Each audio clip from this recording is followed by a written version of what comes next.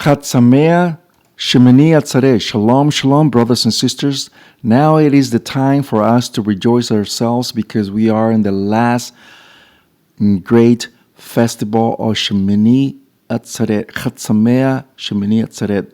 Happy festival of the 8th day, which is the last festival of the entire cycle of the year. Today, we are so happy that we come to rejoice ourselves because we know this is the right time that Yahweh Sabaoth has chosen, and this happens every single time of the year cycle. Doesn't falter, doesn't fail at all. It's always in the right time. It is often asked to me, why are we doing it in the wrong time? And the simple answer from me to them is that we are not in the right time. The wrong time. We are in the right time. The wrong time is they are following the wrong calendar. They are following the wrong, I should say, pagan calendar of Babylonian roots. We know for a fact that the Jewish, quote unquote, calendar, it's a adopted calendar from our Jewish brothers that when they were in Babylon for 70 years. We know that for a fact. How do we know that? Because if you see the names in every single, if you look it up and you Google Babylonian calendar, and you see the names, each one of the names, it will simply mirror every single name of the Jewish calendar. It has the same names, same everything. Even the Jewish writings, literature says very clear that they adopted this calendar in Babylon. So no wonder why they are 15 days late in this year. 15 days late. And let me make it clear, brothers and sisters, that in this year, in this Jewish calendar year, they will have 13 months. Okay, instead of 12, because they need to justify whatever is missing. And according to the scriptures, it's very clear. It says very clear that what is lacking, you cannot add. Let me repeat it again. What is lacking, you cannot add. That's what the scripture says, very clear. Which means that you cannot add anything that you don't have. If you have 75 cents and you want to buy something which is $1.50, they will ask you, hey, it's $1.50, but you will tell them, I only have 75 cents. Can you give it to me like that? No, I can't give it to you for 75 cents. It's $1.50. So that's what I'm saying. You cannot justify something that you are lacking of, you're missing. And that's why they have 13 months this year. So going back to the subject, Shemini Atzeret, it's a happy day. We are here in this very festival that Yahweh says you are on the right time. What is Shemini Atzeret? It is the 8th day that Yahweh says that it will simplify the whole entire cycle of the festivals in this day. Now, there is something codified in this festival that I want you to see. Shemini Atzeret, it's a day for us to rejoice because it's pointing at the future, just like the rest of the festivals. 23:36 of Leviticus, for 7 days you should bring an offering made by fire to Yahweh. On the Shemini, on the 8th day, you should have a mikra. Mikra means a summon, kadosh, set apart, and bring the offering made by fire to Yahweh. It is the day of, look what it says to assembly, Atzeret. Do not do any ordinary work. Today, in this year, happens to fall on the first day of the week, which is a Sunday. But according to the Torah, it is considered a Shabbat. Yesterday was the last day of Sukkot, and it happened to fall on a weekly Shabbat. So it's a double Shabbat, one Shabbat, back-to-back Shabbat. So today, Shabbat Shabbaton, it's a high Shabbat. And therefore, it is a date for us not to take it as an ordinary day, not to do any work, but rather to observe it as a Shabbaton. And it's a mikra, it's an assembly, and it's a Atzeret, which is, they call it an assembly, but there is more to it that I want you to see. Leviticus 23:39, by the 15th day of the 7th month, when they have gathered the produce of the land, they shall observe the feast of Yahweh for 7 days. The first day it will be a Shabbat, and it will be a Sheminy, or the 8th Shabbaton. Do you see that? So the first day of Shabbat on the feast of Sukkot, it is considered Shabbat. But if you notice that the 7th day of Sukkot, which is the last day of Sukkot, is not a Shabbat. And the reason for it is because that Shabbat is reserved for the future. Let me explain you that. The book of Hebrews chapter 4 speaks very clear that there is a Shabbat that is coming in the future, reserved for us. Why? Because we are in the 6th millennium. We are closing the 6th millennium right now. From the fall of Adam until now, we are almost ending the 6th millennium. When the Mashiach returns, then the 7th millennium will come. And the 7th millennium happens to be a Shabbat, a complete rest. That's what we are going to be with the Mashiach. That's where the wedding of the Lamb. You see that? That's what we're going to be with Mashiach. And that's what is going to be a Shabbaton of 1,000 years. You see that? That's what the Sukkot festival, the 7th day, is not a Shabbat, because it's reserved for the future. Now, not only that, it says here, let's go back here, that it separates another festival, which is the Shemini Atzeret, and is considered a Shabbat, which is today. Let's continue. I want you to see, just like I brought it yesterday, just to recap, when Mashiach will return. And there is a reason why I'm bringing this up again. Children of Zion, rejoice, rejoice in Yahweh, your Ayil Almighty, for he gives you the autumn rain in fair measure, and brings down from autumn and spring's showers as of old. The reason why I bring this up is because there is something codified more when that I brought yesterday. These two showers, these two rains, are considered the first rain in autumn, and the second rain, or the latter rain, it's in spring, the season of spring. And the reason why is a very, very crucial rains is because if you remember yesterday when I brought the etrog and the lulav, the palms and the citron, right? And we wave it for 7 days. We wave it for the east, north, south, and west. And the reason why we wave it is because, all I'm saying right now is something that our Jewish brothers are doing too. We are asking Yahweh Sebaot to bring rain as of old, to bring rain as always. Why? Because if you really think about it, without rain, there is no produce, there is no fruits, there is no food, there is no food in your table. We are dead, in other words. So we are asking our Creator that, no wonder when we do, think about it for a moment, in the Christian world, how do they do grace? How do they pray for the food? They basically say, we pray for the food, to bless the food, and such and such and such and such. Okay, great. Blah, blah, blah, blah, blah, blah. But in reality, it should not be like that, because Yahweh already blessed the food. What we need to do is that King of the universe, who has given us the products of the land. You see that? That should be the proper way of praying to the Creator. We are blessing the Creator because He's the source of everything.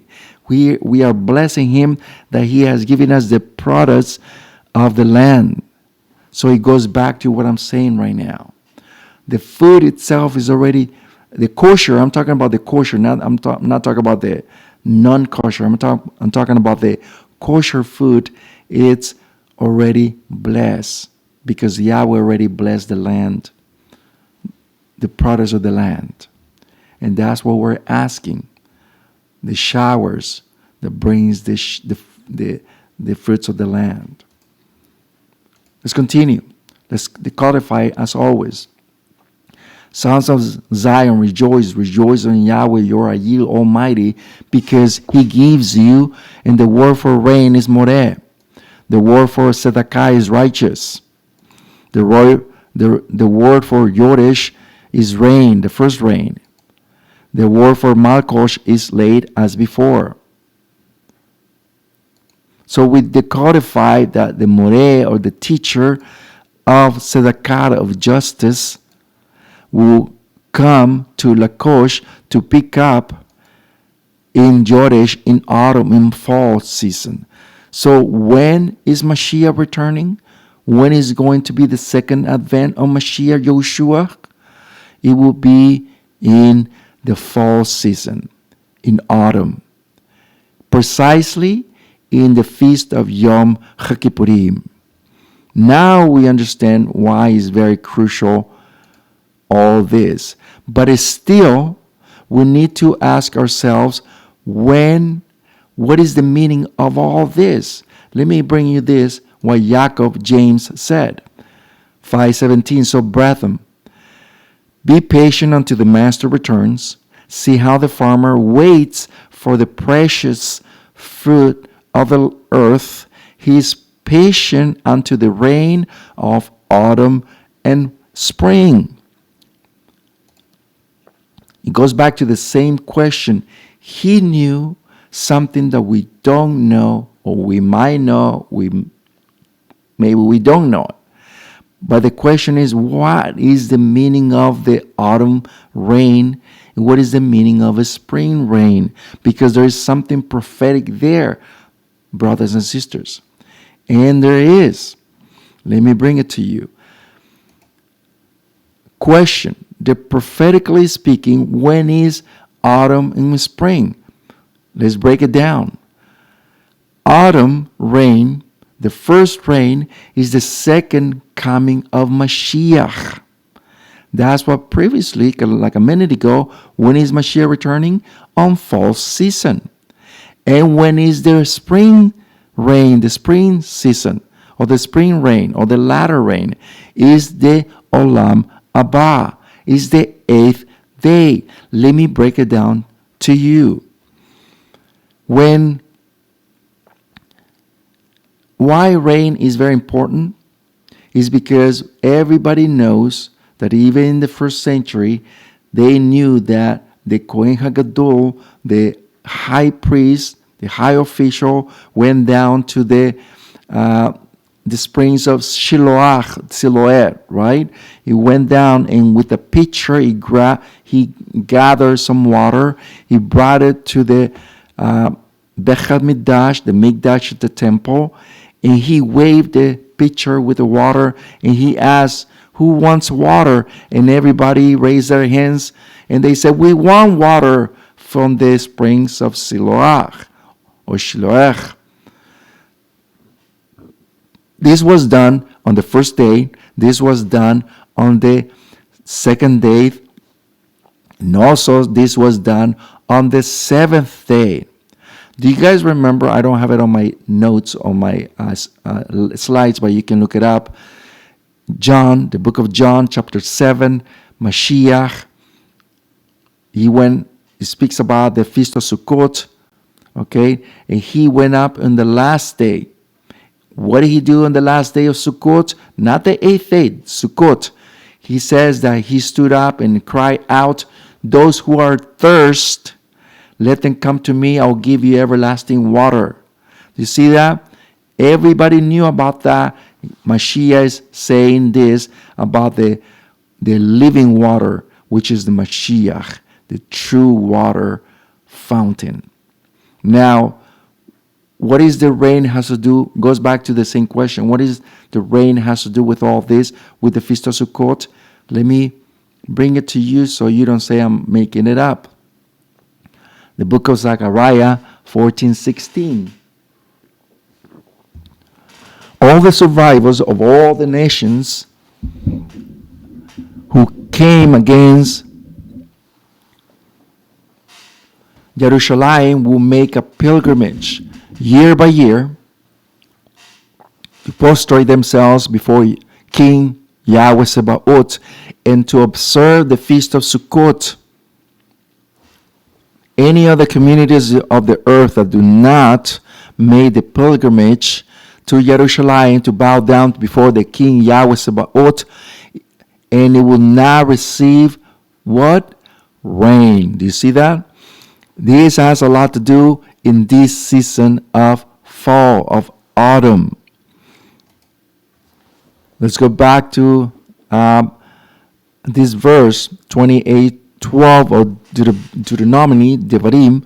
Yahweh will open for you his good treasure. The word is Otzar, from the Shemayim in the heavens, to give you the land in its rain in the righteous season, and to bless all that you are undertake. So once again, rain is very important for all of us. Without the rain, there is no food in the table. That's basically it. But Yahweh says something very clear. The word for Otzar is the word for treasure. And let me make a pause here for a moment. The reason why I bring these verses is for us to understand there is always something encoded in the scriptures. It is for us to look for it. It is for us to know the will of Yahweh Sabaoth in our lives.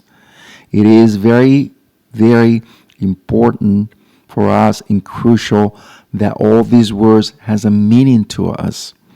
And the reason why I say this is because when we, for instance, we look at the word Otzar, we see the Sheminy Atzeret, Atzer.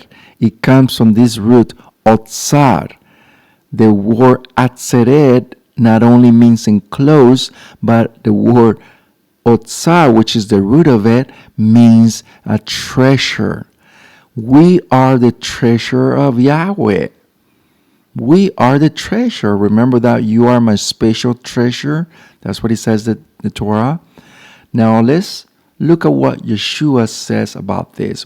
I'm not making it too long, but I'm making it very precise. Matthew 3:11. Look at Yohanan. The immerser says about Yeshua. All the people thought and meditate on their circumcised hearts. Yohanan is Yeshua. But Yohanan said to them, it is true that I plunge you, or I immerse you into the days of repentance, which is the Selichot. But there is coming another one, stronger than I am, whom I am not worthy to untie the strap of his sandals. He will immerse them with the fire of the Ruach HaKodesh. This is what Yohanan is speaking of Mashiach. This is what he will do. And this is what he's doing right now. Look at verse 12. Look at what Mashiach will do. In his hand is the winnowing of men to cleanse the threshing floor, and he will gather the grain in his outside. You see that he will gather the grain in the barn. The chaff will be burned with fire that is not extinguished. All this is something that we already know. If you guys remember the parable of the sower, Mashiach will reveal the meaning of it, and he said very clear that at the end of the age, he will send the angels to pick up the shaft and burn it, right? And then he will pick up the grain and put it on the otzar, which is the treasure. You see that? We are the treasure, brothers and sisters, in the eyes of Yahweh. Now look at what it says in another look, 3:17 of the same, another point of view. He already has the fork of his hand, and he will clean his threshing floor. He will gather his wheat. You see that in the Atzeret, in the treasure barn or barn. He will burn the chaff with the unquenchable fire. Once again, this is something real. This is something that will happen at the end of the age. This is the Atzeret. This is the treasure that Yahweh has stored for all of us. That will be a store forever and ever and ever and ever.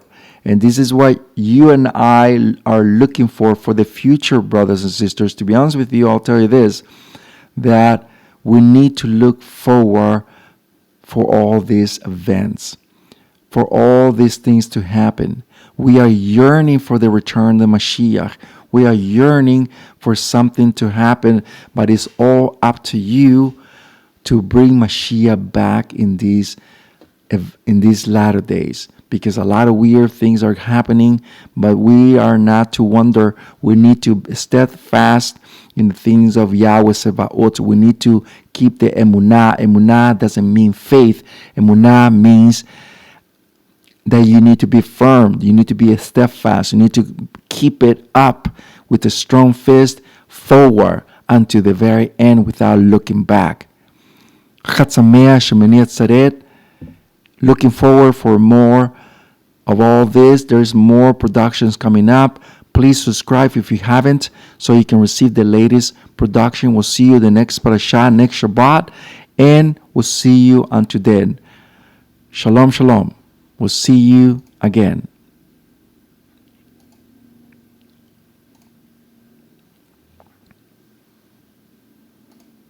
In production, please subscribe to our channel and give us a like. Thank you. We'll begin.